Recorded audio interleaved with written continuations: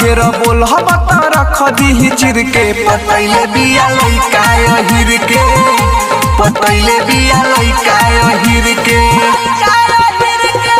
घूमे बुलट पर जींस पहिर के पतैले बिया लइका हिर के पतैले बिया लइका हिर के बोलबा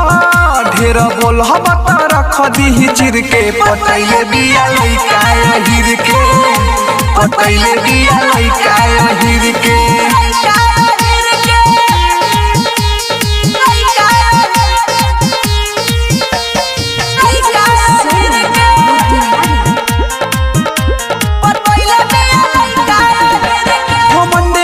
चूरो रहा है से दूर जीवा के कालहियो करेला रंगदारी बढ़ा के सुनो दाढ़ी इयो करे माल हियो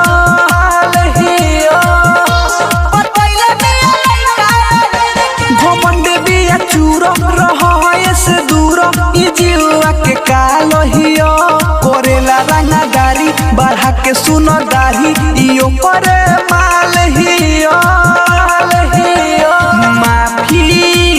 माफी मांगो गोड़ावा पगिर के पतैले बिया लइका हिर के पतैले बिया लइका हिर के बोलबा ढेर बोल बता रख दी चिर के पतैले बिया लइका हिर के पतैले बिया लइका हिर के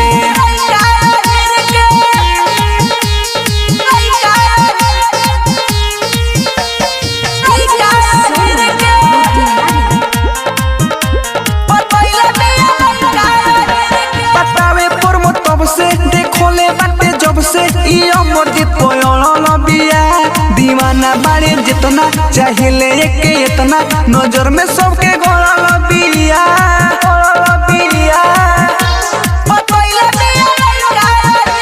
बतावे पर तब से देखो ले बाटे जब से मर्जी बिया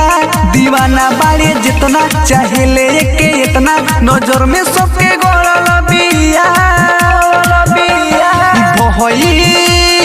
महिल बिया काटई बोहिर के पतैले बिया लइका हिर के पतैले बिया लइका हिर के बोलबा ढेर बोल बता रख दी चिर के पतैले बिया लइका हिर के पतैले से अकेला